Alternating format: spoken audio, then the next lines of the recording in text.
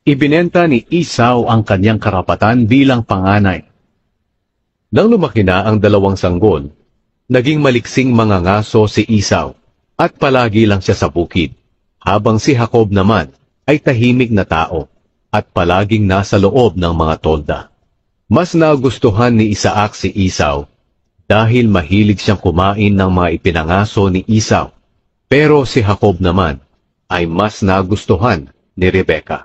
Isang araw habang nagluluto si Jacob ng sabaw, dumating si Esau galing sa pangangaso na gutom na gutom. Sinabi niya kay Jacob, "Pakiusap, bigyan mo nga ako ng niluluto mong mapula-pulang sabaw, dahil gutom na ako." Kaya tinatawag din si Esau na Edom. Pero sumagot si Jacob, "Bibigyan kita nito kung ibibigay mo sa akin ang karapatan mo bilang panganay."